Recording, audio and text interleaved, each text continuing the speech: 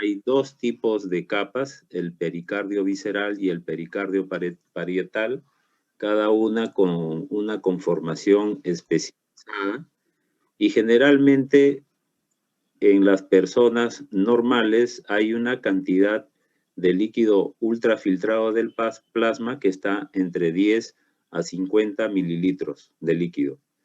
El pericardio, eso también es importante saberlo, a diferencia de su vascularidad, está muy bien inervado, de tal forma que cuando se inflama, cuando sufre distensión, el dolor es intenso, y como está inervado por el nervio vago, puede dar también reflejos de tipo vagal.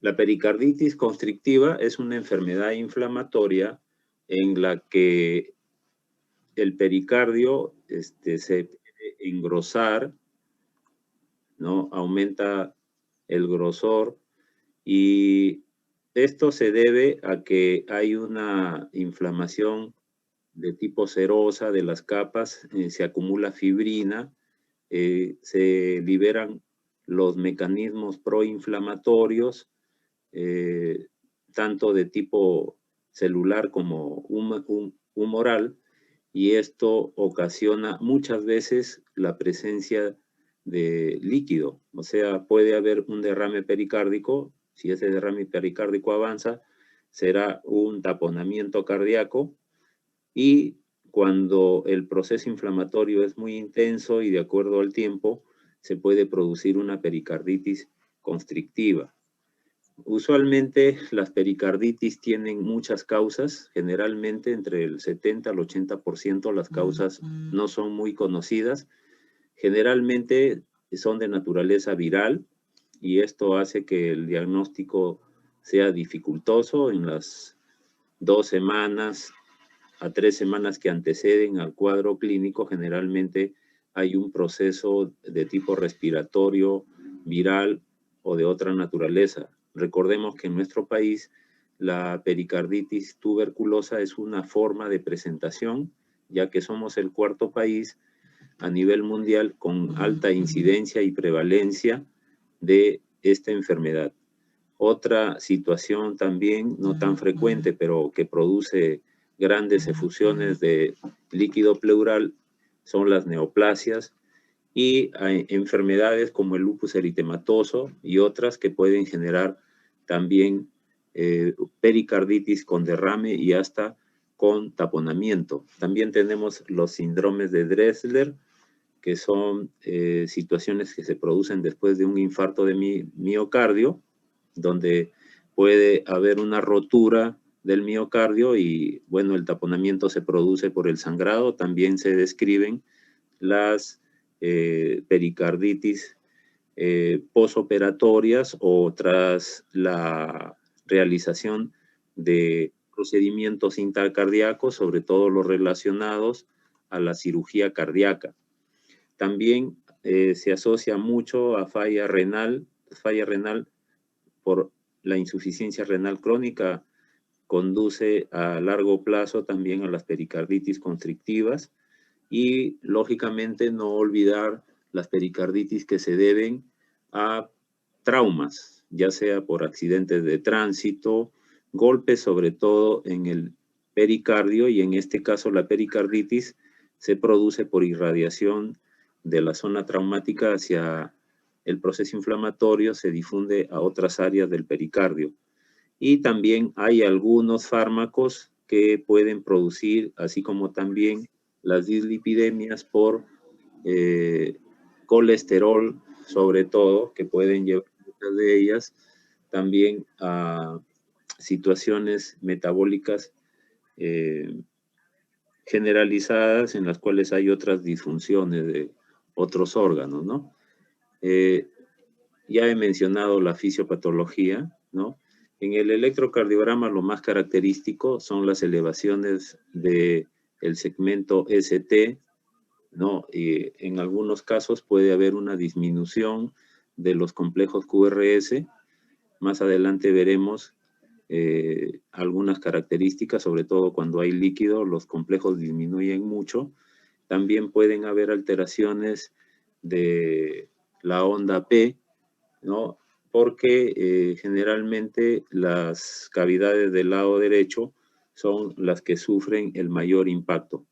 Usualmente las pericarditis tienen una triada no clásica, pero al menos deben haber estos 3 síntomas que son el dolor torácico, que como ya dije, por la inervación que tiene el pericardio puede ser muy intenso. Esto hace que ingrese al diagnóstico diferencial de los infartos de miocardio, ¿no? Puede haber fiebre, muchas veces la fiebre puede ser el único síntoma en pacientes que tienen fiebres prolongadas y que han sido estudiados ampliamente y no se le encuentran causas. De repente en una radiografía de tórax, en una tomografía, en la ampliación de los estudios diagnósticos se encuentra un engrosamiento pericárdico. Asimismo, ahí en ciertos casos se puede encontrar un roce pericárdico. En los estadios iniciales se dice de que el roce pericárdico es audible. Cuando hay líquido, las capas visceral y parietal ya no se tocan y puede desaparecer, y vuelve a reaparecer el roce pericárdico, el frote pericárdico, cuando la cantidad de líquido disminuye por una pericardiocentesis o por el mismo cuadro evolutivo de la enfermedad. Generalmente aparece derrame pericárdico, derrame pericárdico que no es muy importante, algo por encima de 50 mililitros en las 2/3 partes de los pacientes. Hay una variante de la pericarditis que se llama la epistenocárdica y se produce en el seno de infartos de miocardio amplio, de naturaleza transmural amplia, y generalmente se presentan en los primeros días del evento coronario.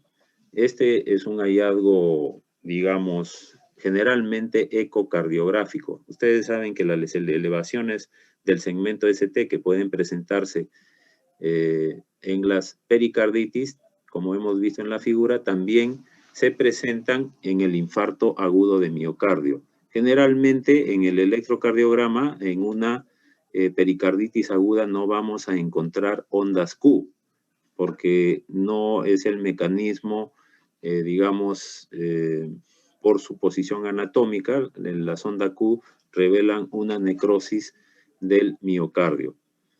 Generalmente el frote pericárdico no se puede diferenciar bien. Escuchen este pequeño video. El frote pericárdico es por fricción entre las hojas de pericardio que se produce cuando están cubiertas por fibrina. La causa es...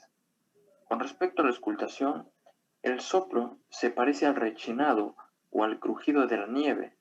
Bueno, Está nosotros no tenemos nieve. Sonidos cortos por cada ciclo cardíaco. Un sonido durante la sístole y 1 o 2 sonidos durante la diástole. Parece un soplo sistodiastólico. En este caso es discontinuo, ¿no? Realmente se necesita mucho entrenamiento, mucha experiencia para escucharlo, porque usualmente se suele confundir con un soplo de tipo cardíaco.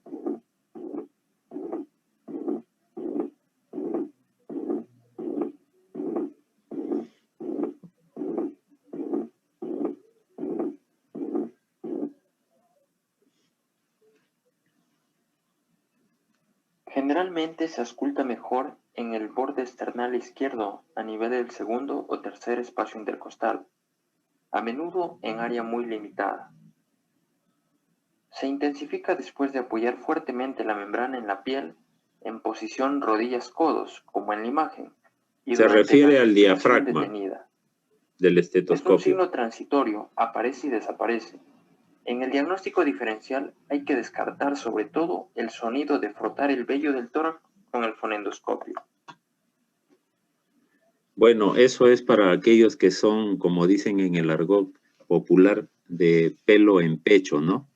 Entonces, ahí, y eso es algo importante que hay que tener en cuenta, que las personas que tienen vello en el tórax pueden producir sonidos que son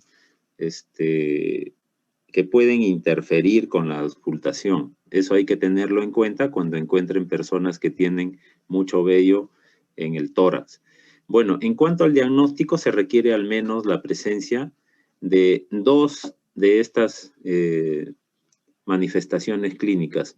Un dolor torácico típico, como el que se ha descrito, ¿no? Es un dolor intenso, muy intenso. Su aparición es súbita. La tipicidad realmente yo no la considero como tal, no es muy típico, pero sí es un dolor, es un angor pectoris importante.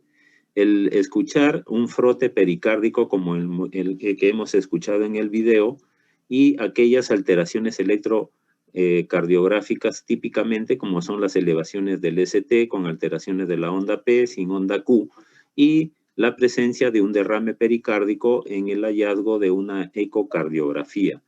Cuando este tipo de diagnóstico se establece dentro de alguna enfermedad neoplásica, tuberculosa o que esté relacionada al poco tiempo de haberse el paciente operado del corazón o ha tenido de repente un procedimiento, una punción o ha tenido un cateterismo venoso intracardíaco o está pasando por una infección de tipo respiratorio en la que la posibilidad hematógena que los virus o las bacterias viajen por vía hematógena, generalmente se puede establecer. También es evidente si dentro del transcurso de un infarto de miocardio, al poco tiempo aparece este líquido. Más aún si el paciente rápidamente entra en un shock cardiogénico, ¿no? Siempre estamos en la posibilidad dentro de un infarto de miocardio que la necrosis del miocardio sea amplia o que haya un taponamiento cardíaco por la rotura de un ventrículo. Generalmente se dice que del lado derecho, ¿no? Porque tiene menos grosor, pero también puede suceder en el ventrículo izquierdo. Generalmente en el laboratorio encontramos en el hemograma una leucocitosis moderada, pueden haber incremento de los marcadores inflamatorios como la proteína C reactiva, la velocidad de sedimentación general y pueden haber algunas elevaciones discretas, no de la magnitud de un infarto de miocardio, pero pueden elevarse y esto puede ser una sorpresa, ¿no? Que obligaría también a descartar que si es un paciente que se ha chocado, que encontramos un taponamiento y vemos que es verdaderamente esa la razón, nos obliga a descartar también un infarto de miocardio concomitante. Generalmente la ecocardiografía, cuando no hay derrame, es completamente normal. Eso nos hace siempre pensar que las pericarditis agudas no se pueden descartar cuando son evolutivamente rápidas y sobre todo agudas, que esté digamos, el pericardio normal, ¿no? Entonces, si notamos que hay derrame en esa ecocardiografía, en un ecodoppler, generalmente hacemos un diagnóstico de una pericarditis debida a esa situación clínica concomitante, como he mencionado. Pero la ausencia también no descarta que la pericarditis esté presente. Generalmente los pacientes con pericarditis y con líquido, el análisis del líquido pericárdico nos puede ayudar mucho en las características, sobre todo si en ellas se pueden encontrar células neoplásicas o que, por ejemplo, el test de ADA esté elevado, aunque generalmente no es muy exacto, o hacer una pericardiocentesis nos permite, sobre todo, liberar la presión del corazón y podemos ver las características. Si es una pericarditis purulenta, también tiene características en la tuberculosa o sangrante cuando hay una neoplasia. Generalmente el derrame pericárdico es una situación en la que el volumen de líquido supera los 50 mililitros, que es el límite máximo que puede tener esta cavidad virtual del pericardio. Cuando encontramos una cantidad, y eso se puede estimar por el grosor en la ecocardiografía, se dice que es leve cuando tiene un grosor de 10 milímetros, que es moderado cuando tiene entre 10 a 20, y es grave cuando la amplitud del espacio pericárdico es mayor a 20 milímetros, o sea, mayor a 2 centímetros. El taponamiento cardíaco, una situación en la que el líquido a tensión que está dentro de esta cavidad virtual, que no tiene una capacidad distensible muy amplia, comprime al corazón y entonces esto dificulta en el taponamiento cardíaco el llenado diastólico de las cavidades. La etiología, ya saben, es muy parecida a la que hemos mencionado, pero hay algunas particularidades, ¿no? El síndrome nefrótico, por ejemplo, ¿no?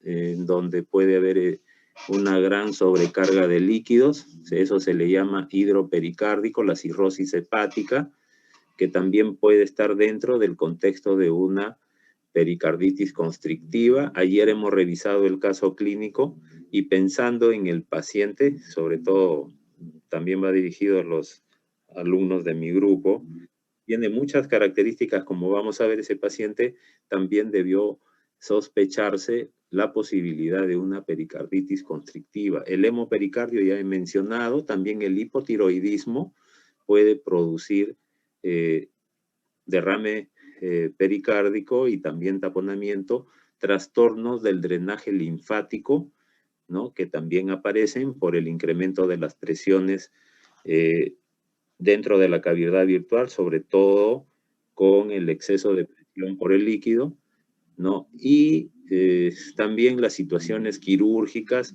y los diagnósticos idiopáticos, que generalmente son la mayoría. Bueno, aquí la inflamación es lo más frecuente. El líquido se va acumulando poco a poco. La exudación generalmente en los de tipo inflamatorio ocasionan inflamación en los tejidos adyacentes, tanto sobre el miocardio subyacente, tanto del lado derecho como el lado izquierdo, y en las patologías no inflamatorias generalmente los procesos que pueden erosionar los vasos, la comunicación del pericardio con las cavidades cardíacas, que en algunos casos puede producirse, ¿no? Con la aorta o con el drenaje linfático, ¿no? Estos pueden aumentar rápidamente la cantidad de líquido y llegar al taponamiento. Generalmente la presión pericárdica tiene una capacidad limitada de reserva, es decir, de la capacidad de poder aceptar mayor cantidad de líquido de 50 mililitros, y esto puede ocasionar graves situaciones hemodinámicas cuando la rapidez del acúmulo de líquido pericárdico es rápida, ¿no? Y una situación realmente paradigmática es la ruptura cardíaca en el seno de un infarto. Esto es agudo, no hay posibilidad para que se vaya adaptando el pericardio, y generalmente cuando esto sucede, una radiografía de tórax podría tener incluso una característica normal. No pensaríamos de que ese paciente pueda tener un taponamiento cardíaco. Generalmente la presión intrapericárdica es negativa, al igual que en las pleuras, y esto es así porque contribuyen a la bomba aspirante que ocurre no solamente por el tema cardíaco, sino por las mismas presiones negativas de la cavidad pericárdica. Hace esto que el retorno venoso fisiológicamente ocurra, y cuando aumenta la presión, ¿no? Y realmente la presión pericárdica llega a igualarse con las cavidades cardíacas, las comprime, y en este momento se llama taponamiento cardíaco. No confundir. En primer lugar, si bien es cierto, hay líquido es una situación de derrame pericárdico, no solamente es por la presencia del líquido, sino se produce el taponamiento no tanto por la magnitud del líquido, sino por la rapidez en la que estas presiones se igualan. Hay que tener ese concepto, no es solamente porque el líquido pueda ejercer una presión, sino basta tal vez poco líquido para alcanzar esta igualación de la presión en las cavidades y eso conduce al taponamiento cardíaco. Generalmente empieza en el lado derecho, ¿no? De las cámaras derechas, en la aurícula derecha, en el ventrículo derecho, porque tienen menor presión que en el lado izquierdo, ¿no? Pero finalmente se comprometen todas las cámaras, digamos, del corazón cuando el taponamiento aparece. Entonces, cuando les pregunten en el examen, una de las fijas será que cuál afecta primero, a qué cavidades afecta primero el taponamiento cardíaco. Bueno, primero la aurícula derecha, luego el ventrículo derecho y finalmente la aurícula izquierda y el ventrículo izquierdo. También con esta situación de la igualación de las presiones intrapericárdicas con la de las cámaras, eso conduce a un compromiso del gasto cardíaco, se reduce el gasto cardíaco, la reducción del gasto cardíaco dispara los mecanismos de compensación, aparecen la taquicardia, la vasoconstricción, la activación del sistema renina-angiotensina-aldosterona, y si esto ya no logra compensar, aparece el shock, la hipotensión. Esto conduce a un shock cardiogénico. Esta situación, bueno, como dijimos, se produce una igualación a las presiones diastólicas en las 4 cavidades. Generalmente está esta igualación entre los 15 a 20 milímetros de mercurio, es decir, las presiones no son muy altas, son presiones bajas.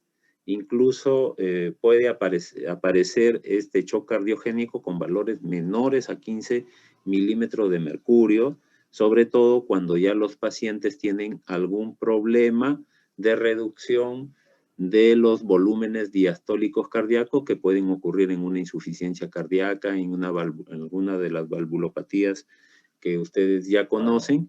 Entonces, se produce un taponamiento de bajas, llamado de bajas presiones.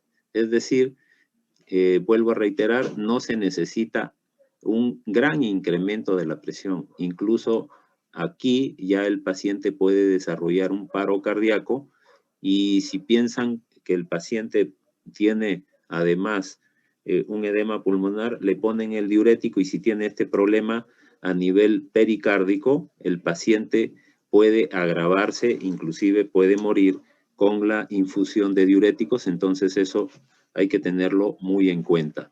El cuadro clínico generalmente son de 2 tipos, el derrame pericárdico sin taponamiento, generalmente el paciente podría estar asintomático y completamente normal, ¿no? Porque la cantidad de líquido puede ser mayor de 50, pero no ejerce todavía, de acuerdo al tiempo en el que se presente, se puede ir incrementando levemente, ¿no?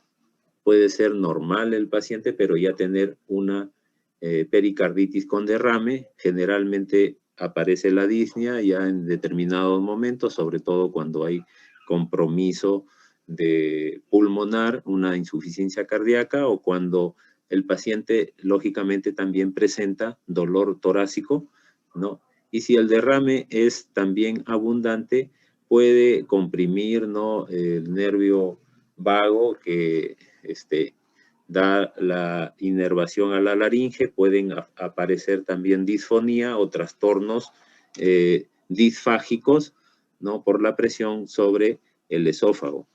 Asimismo, hay una situación llamada derrame pericárdico crónico cuando es mayor de 3 meses.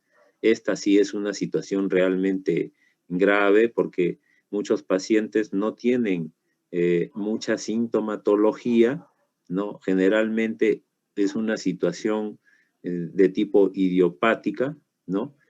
Pero se confirman cuando se les hace una ecocardiografía o una radiografía de tórax, de repente por el aumento del tamaño de la silueta, ¿no?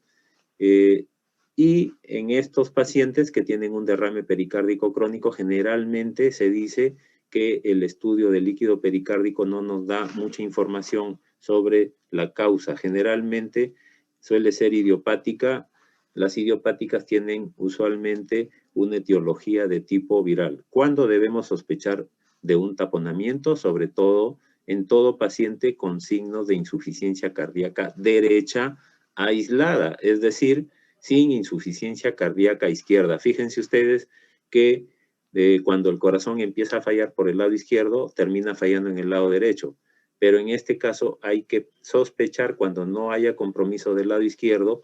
Aquí se nota una triada interesante que se llama triada de Beck, donde hay hipotensión, ¿no? Hay ingurgitación yugular, el corazón se muestra pequeño, ¿no? Porque está lógicamente comprimido y está relativamente quieto, la movilidad ha disminuido y esta triada de Beck es más característico de taponamientos agudos. Generalmente los pacientes con taponamiento pueden referir disnea, pero esta es de aparición tardía porque debe comprometerse el lado izquierdo del corazón. También hay que sospechar cuando aparece ingurgitación yugular, esto es muy importante, ¿no? Aunque la ingurgitación yugular puede estar presente en otras condiciones como hemos visto. Generalmente los casos graves son manifiestos los signos de bajo gasto, o sea, hipoperfusión, ya el paciente puede tener algún tipo de falla en algún otro órgano, y cuando se agrava esto, lógicamente, puede haber shock, ¿no? El paciente puede mostrarse diaforético, con las extremidades muy frías, está cianótico, generalmente hipotenso, confuso por la falta de irrigación a nivel cerebral. También examen del pulso arterial paradojal es también clave, ¿no? Esto es una exageración del fenómeno fisiológico en el que al paciente se le pide hacer una inspiración profunda y generalmente el descenso de la presión arterial sistólica debe ser superior a 10 milímetros de mercurio. Lo normal es que sea hasta 10. Cuando es superior a 10 hay que pensar en un taponamiento. Generalmente, si hay un taponamiento, cuando se hace esta maniobra, desaparece el pulso.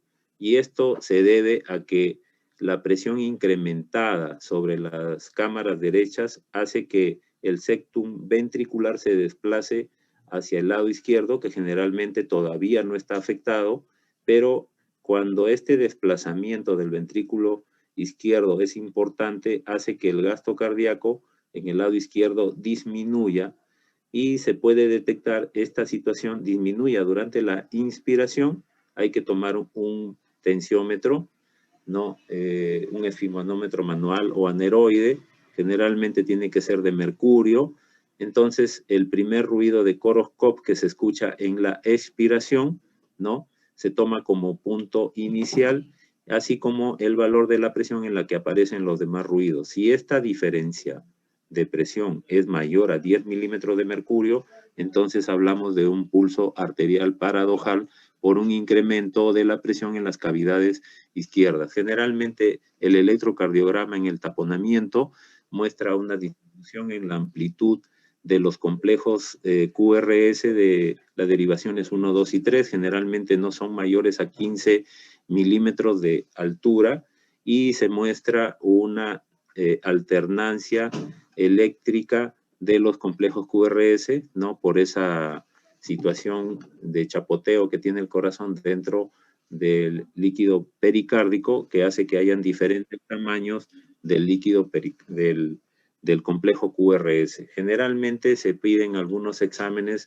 para evaluar esta situación del derrame pericárdico y el taponamiento, no la química normal, las hormonas tiroideas, porque ya hemos visto que en el hipotiroidismo pueden producirse también derrames pericárdicos importantes, por ejemplo, anticuerpos antinucleares en el lupus, también aspirar micobacterias del estómago, de repente en el contexto de una tuberculosis pulmonar, también los pacientes con portadores de VIH y marcadores tumorales como el antígeno carcinoembrionario en caso de sospechar una neoplasia. En el Doppler lo que vemos es una disminución de los ventrículos, ¿no? Y un incremento del espacio pericárdico en la distancia que, como dijimos, será grave cuando esta distancia sea mayor a 2 centímetros, sea mayor a 20 milímetros. En la tomografía podemos encontrar el engrosamiento típico del pericardio y también podemos encontrar una cantidad de líquido importante. Aquí no se ve mucha, pero sí se ve un gran engrosamiento con un poco de derrame, ¿no? Y también pueden haber derrame pleural, ¿no? Apareciendo por la congestión del lado derecho y por la congestión también probablemente del lado izquierdo. Hay un diagnóstico diferencial muy amplio, ¿no? Sobre todo hay que sospechar en todo síndrome que aparezca sobre todo una insuficiencia cardíaca derecha, ya dijimos, ahí está la tríada de Beck, ¿no? Característica, la ingurgitación yugular, ¿no? Y bueno, el diagnóstico diferencial también es amplio, no solamente debe ser hecho con la insuficiencia cardíaca, sino también con la pericarditis constrictiva que vamos a ver, de tipo exudativo constrictiva en el cor pulmonar agudo, cuando la presión en el lecho de la arteria pulmonar y en el pulmón han aumentado, y también en el infarto del ventrículo derecho. En la pericarditis constrictiva generalmente es muy rara, pero aquí hay un engrosamiento, generalmente ya se unen las capas del pericardio, incluso se pueden pegar un poco al miocardio y eso impone una limitación del llenado ventricular. Generalmente la forma más habitual es crónica, se desarrolla lentamente, incluso a lo largo de años, ¿no? Y también hay otras de interacción más rápida, generalmente aguda o subaguda, en un tiempo menor a 3 meses, ¿no? Algunas pericarditis aguda pueden mostrar los signos típicos de la pericarditis, ¿no? Y generalmente pueden haber también hallazgos ecocardiográficos significativos de constricción, ¿no? En las formas más agudas se habla de una constricción cardíaca transitoria que desaparece, ¿no? Por la forma clínica evolutiva que transcurre en ese momento. Hay una variante de pericarditis efusivo-constrictiva, ¿no? Eso se presenta en algunos pacientes que tienen datos sugestivos de derrame o taponamiento, ¿no? Con otros que son indicativos de constricción.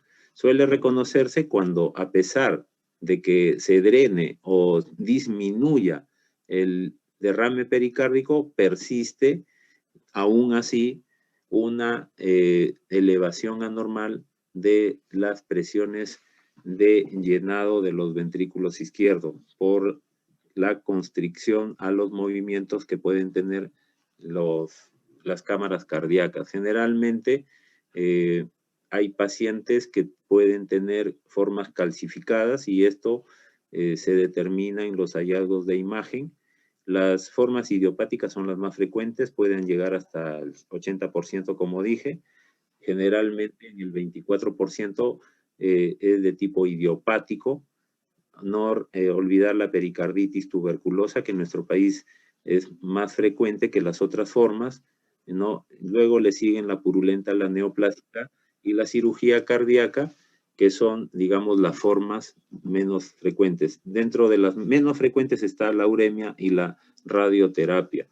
Las formas idiopáticas se presentan generalmente como crónicas y las formas más específicas en donde se sospecha una causa, sea purulenta por una infección bacteriana, tuberculosa o neoplásica, estas son de aparición las pericarditis constrictivas más frecuentes, ¿no?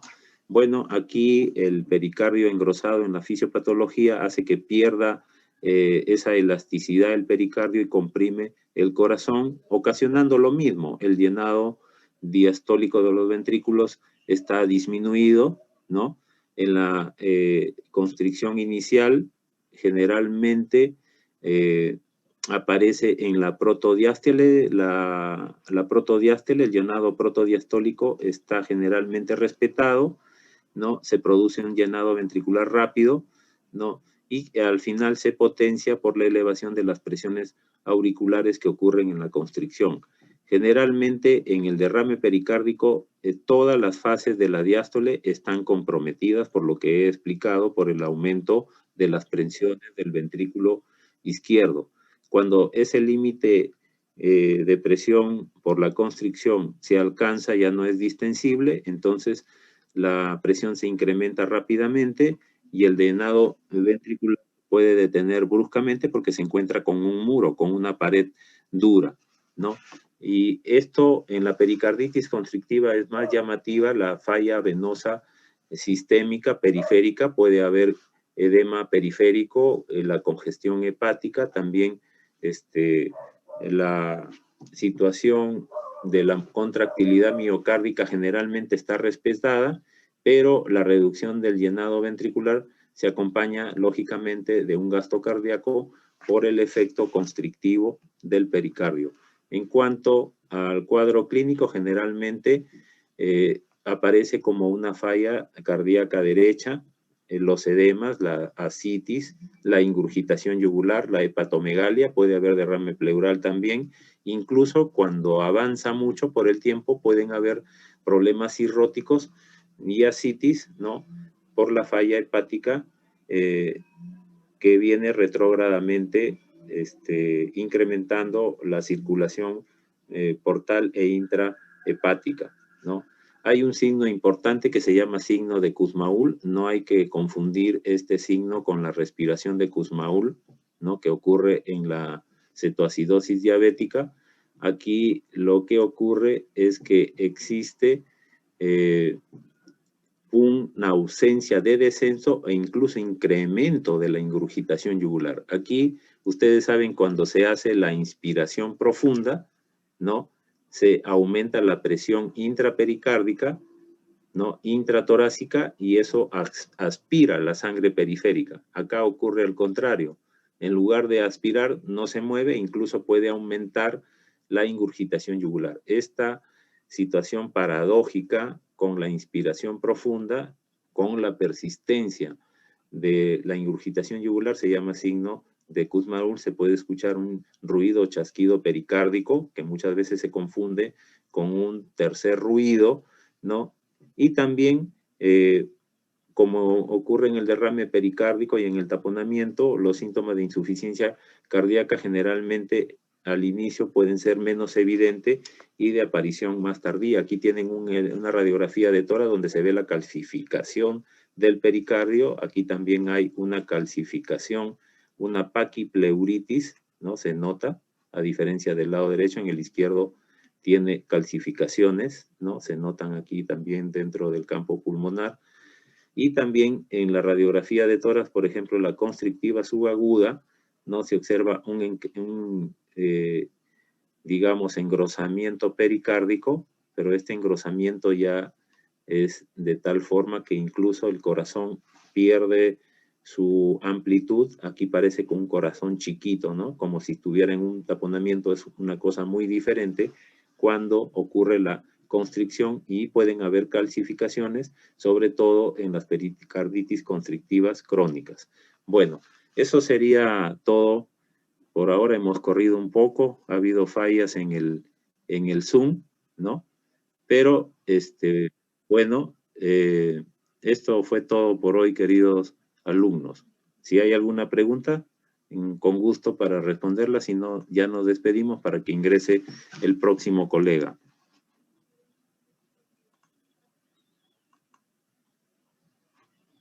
¿Hay alguna pregunta?